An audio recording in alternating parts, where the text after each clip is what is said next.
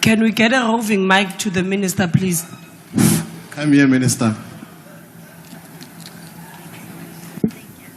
Thank you very much, House Chair, and thank you to the Honourable Member. The Department of Basic Education has made progress in preparing for the implementation of the BELA Act. We have completed training of provincial and district officials whose roles are directly impacted by the new legislation. This foundational training ensures that provincial and district teams are well equipped to support schools and to give meaningful effect to the Act's provisions. At the start of the new school year, these trained officials will guide school principals and SGBs through tailored training sessions supported by oversight from the DBE. This approach will ensure consistency and readiness across all levels. In terms of ongoing responsibilities, the department has structured implementation tasks across the relevant units at both provincial and district levels. Each unit is aligned with specific BELA Act clauses relevant to its operational mandate. This targeted approach will enable focused execution and monitoring of the Act to ensure that it is implemented lawfully and in the best interests of the learners. In addition, the department is carefully determining where additional regulations, norms and standards may be required to give proper effect to this legislation. Regarding the implementation of sections 4 and 5 of the BELA Act, I will refrain from providing commentary until the consultations between the parties in the GNU, a process that is led by the President, is concluded. We remain committed to aligning our approach with the outcomes of those consultations. As the Minister, it is my constitutional responsibility to ensure that this Act is implemented properly and ultimately in a manner that supports the improvement of education outcomes. The first supplementary question will be asked by Honorable Kovan. No, thank you very much. I would want to make a follow-up to say the transformation of our education system is fundamental for creation of a non-racial, non-sexist, democratic, prosperous society. Practices of exclusion do exist in our education system, and the democratic government must redress the transformation of the system. What measures will the minister implement to ensure public schools do not have morally severe homogeneous communities due to language or ethnicity within a diverse community? The Honorable Minister. Thank you very much, Honourable Member. The member asked about how do we look after our schools to make sure that we stamp out any form of discrimination. Firstly, I think I want to assure the Honourable Member that no SGB, Provincial Education Department, National Department of Education is ever going to be allowed to act outside the bounds of the Constitution. What the Constitution binds the state with is ensuring that there is no discrimination, particularly in places of learning like our schools. So no SGB, no school, no provincial department can act outside of what the Constitution says. So whether there are laws or no laws, all of these actors are guided by the Constitution, and I'm convinced that if we follow the Constitution to the letter, we will ensure that our schools are open to learning and their places without any discrimination. The second supplementary question will be asked by Honorable Christians.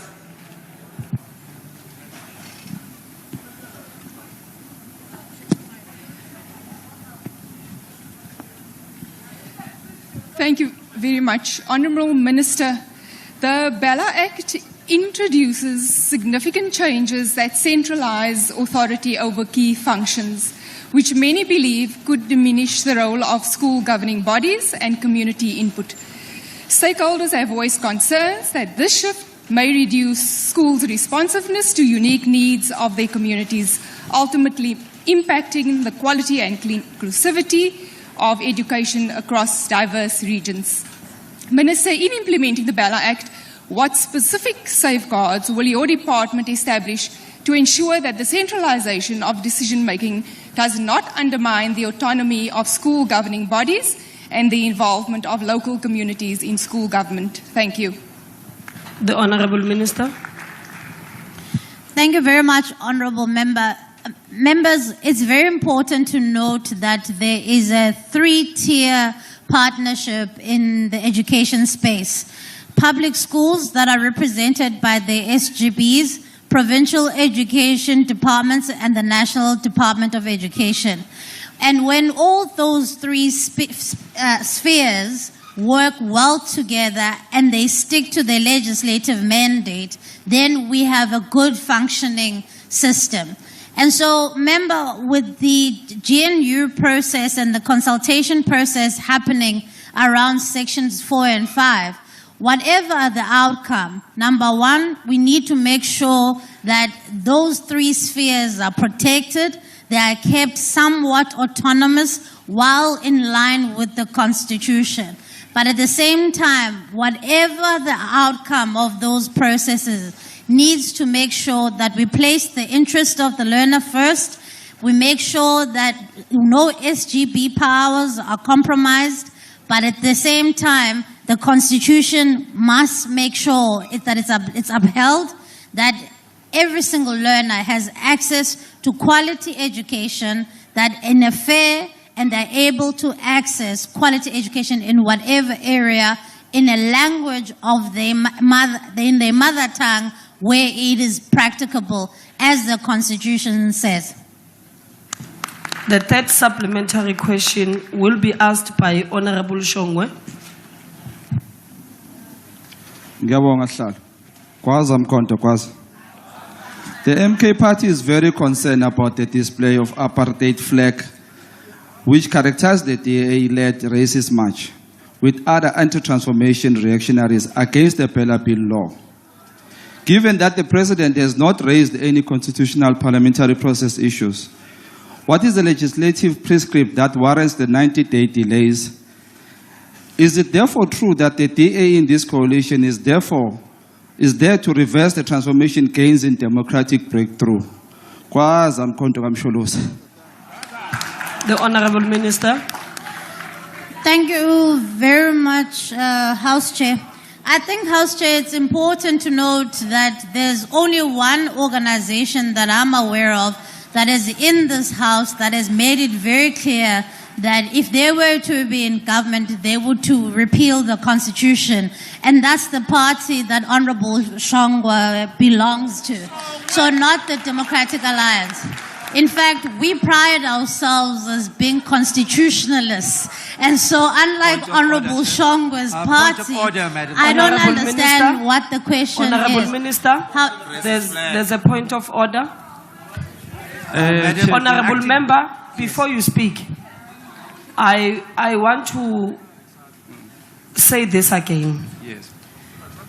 You raise your hand if you want to be recognized. You don't press your mic and speak. Can we please adhere to the rules of the House? You may proceed. Thank you, Acting Speaker. No, thank you, Deputy Chair. Speaker. Bengithi angilungise Honourable Minister ukuthi sibonge uShongwe singabantu. Okay, thank you very much for Wait, that correction. The Minister has not addressed the question. I have not recognized you, Honourable Reddy. And you have not raised your hand. Honourable Member, yes. No, thanks. Chair, I think we must be on a point of order on you. A member there stood up, spoke, without you recognizing him earlier on, and you did nothing about that. Now, we're coming in, we're speaking SMK, you are now saying that he did not raise his hand. We can go back and track those things. He was there, he was speaking. You allowed him to speak. You are basically out of order. Honorable member, that is not a point of order. And a member did raise the hand. And it's fine. Maybe I did not say recognize, then. you did not no, recognize. we are not going to have this engagement. We are not going to have this engagement. All I'm saying is, I'm saying we must all adhere. I did not say MK members must. I said all of us here in this house, can we adhere to that? So it's a plea that please let us adhere to the rules so that another person or another member does not repeat the same thing again. Honorable Reddy. Thank you, Madam Acting Speaker. The Minister who did not attend the signing of the BELA bill is not answering the question. And our understanding, and she's actually politicking on the matter, in addition to that, she's not a DA Honorable minister. Reddy. She's a minister for all of us. Honorable so she needs Reddy. to respond to the question. Honorable Madam Reddy, Deputy Speaker. that is not a point of order. And your the question from Honorable Shongwe was direct to the minister and to the DA. And she is responding to that. So there's no way where the minister is out of order. Please, can we go back to the question and responses session and do not have this point of orders? Yes, Honorable Member. Madam Deputy Speaker. No, Honorable Reddy, I did not recognize you. And can we be more specific when you say member? You're looking at me and you say No, member. I'm not looking I at don't know whether you. you're talking to me. But you're looking at me now. See, I can. I'm see not look looking at you. Okay. Honorable Member. Honorable Chair, kindly assist the process. The member raised a question to the minister, not to the DA. Correct. But the opening remark made reference to a march that was led by a DA and other transformation reactionaries that happened to be against or oppose the BELA bill. Now the minister must respond to the question, not the opening remark. Thank you. But honorable members, please. The minister has not even finished in her response. Can we allow the minister to finish her response first? Because the honorable member, I heard the question correctly.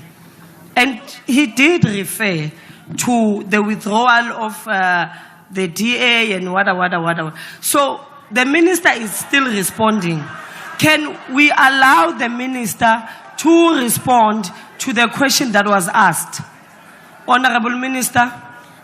Thank you very much, House Chair. I want to apologize to Umhlonishwa Ushongwe. I would not want to mispronounce your name. Now, the matter that I wanted to raise, Honorable Chair, is that this is a presidential process that has nothing to do with DBE. The 90-day process is designed to consult with various stakeholders, but we as the department will be led by the outcome of that process. And whatever the outcomes are, we will make sure that it's within the confines of the Constitution and that we place the interests of the learner first. Thank you very much, Honorable Chair. I know that Honorable Reddy is always ready to jump up, but I wasn't done responding. Honorable Minister, please do not address any member. You were responding to a question. The last supplementary question will be asked by Honorable Muntwedi. Thank you very much, House Chair. I hope this rogue minister of the madam is going to respond as honest as possible to this question. Honorable and not Muntwedi. undermine this house Honorable like how he Muntwedi. undermined President Ramaphosa. Honorable Muntwedi, please can you hold this? Yes, Honorable Manyi. Thank you, Chair. This does not relate to Honorable Muntwedi. I raised my hand, but I think you saw me a bit late. The issue I want to deal with, Chair, is with you again. That I want to ask you, Chair, to please try and be fair in your rulings or in your management of this House. If the question is about what is the legislative prescript that you relied on for the 90 days? And the minister does not go anywhere near that. You have a duty to say to the minister, the question is, so that you don't have a situation where ministers respond. You don't want responses, you want answers. The question is, what is the legislative prescript that 90 days is based on? It's either it's there or it's not there. So we can't have a situation where the minister is allowed to ramble on. Honorable Chief Whip of the Democratic Alliance.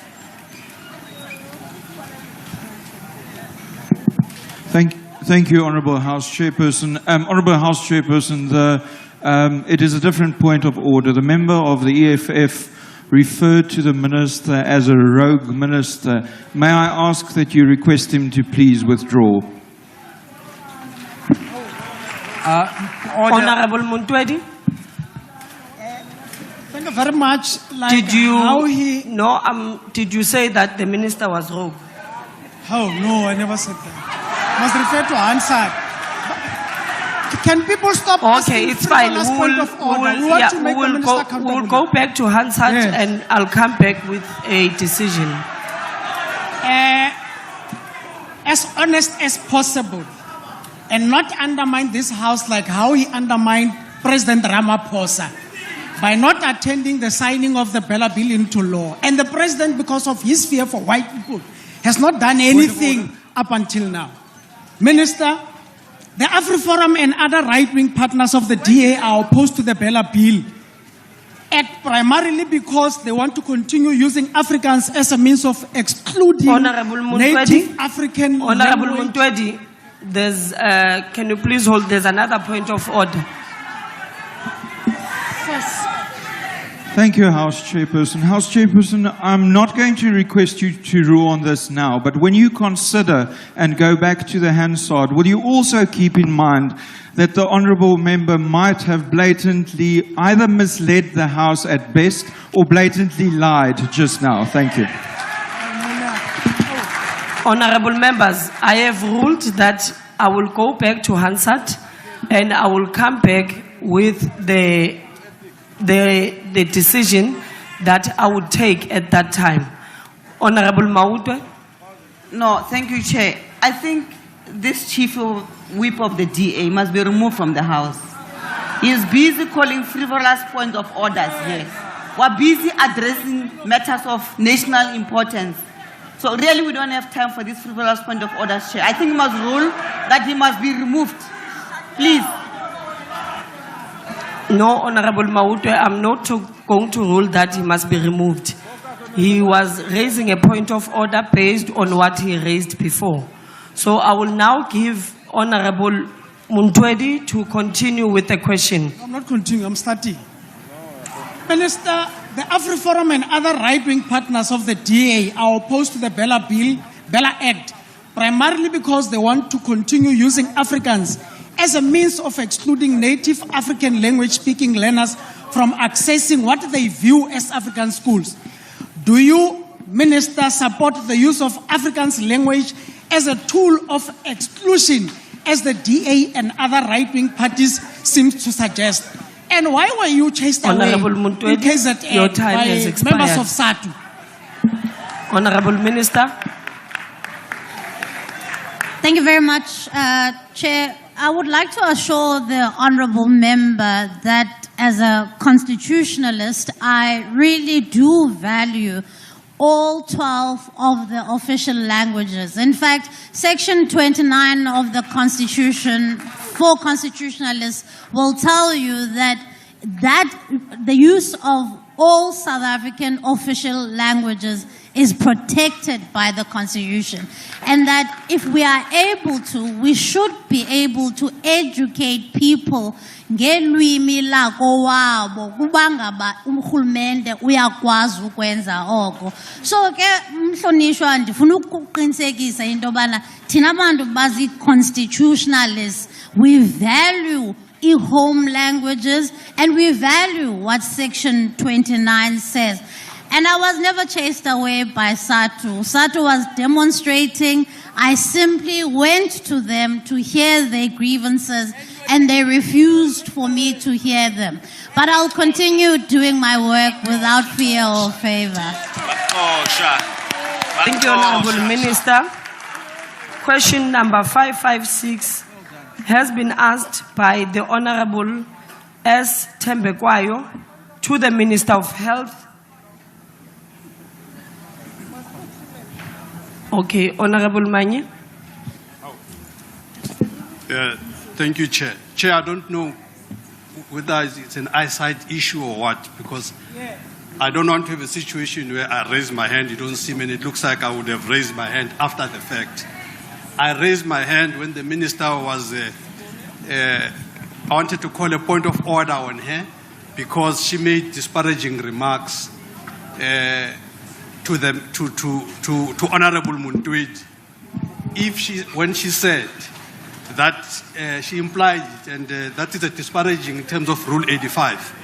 It's disparaging to pretend as if she's the only constitutionalist here. By so saying, she's actually disparaging Honorable Muntwedi as if he is not subscribing to the Constitution which he has sworn on. We insist that she must withdraw that remark. Honorable Manye, there's absolutely nothing out of order of what Minister said, honestly. When a minister says she subscribes to the Constitution, it does not mean that the other member does not do that. And she had not cast any aspersion on any member. So Rule 85, it's out and you are out of order. And can we please stop, because I don't want to have this engagement.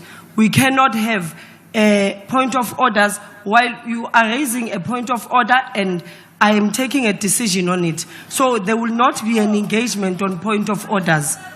On the same point of order, and I've made a decision about that. Honorable Skosana. Thank you, Chair.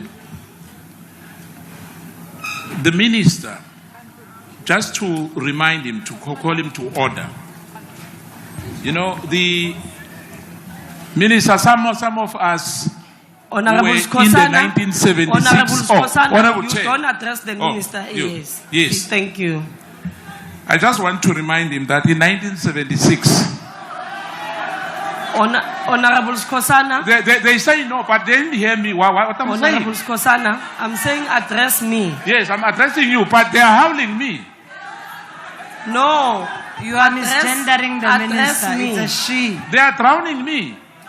She, okay, you said I must address you. Yes. The minister maybe is not aware that some of us, we fought against this so-called Afrikaans language. Now, if Chair, ukhuluma lento ayikhulumako yokuthi ama languages I understand lento ayitshoko mara ngizomkhumbuza masiphuma la. Thank you. Honorable members, we are wasting our time for question session. And it will be this house again coming to the Chief Whips Forum and complaining that ministers are not responding to questions and the time runs out. And we here in this house are to blame because we are wasting more time than we should. We should be going to the next question now. Honorable Mkalipi. Chair, it's very cold here. We are going to have a pneumonia. Can you adjust aircons, please? Okay, can we get assistance in terms of adjusting the aircons? And it's windy outside as well, so there's actually no heat. Thank you, Honorable Mkalipi. Question number 556 has been asked by the Honorable Tembekwayo to the Minister of Health. The question is about the plans for the full rollout and implementation of the National Health Insurance Act and whether the disagreements within the governing coalition will delay or impact its implementation. The Honorable Minister. Thank you very much, Honorable Chair. The Act provides for gradual phased-in implementation using progressive and programmatic approach based on financial resources availability. There are 2 phases provided for. The full details will evolve over the 2 phases. The first phase was responded to in a written parliamentary question 1445 with timelines. But for now, I'll say the following. Specific targets: health system strengthening initiatives like infrastructure, human resources, quality improvement,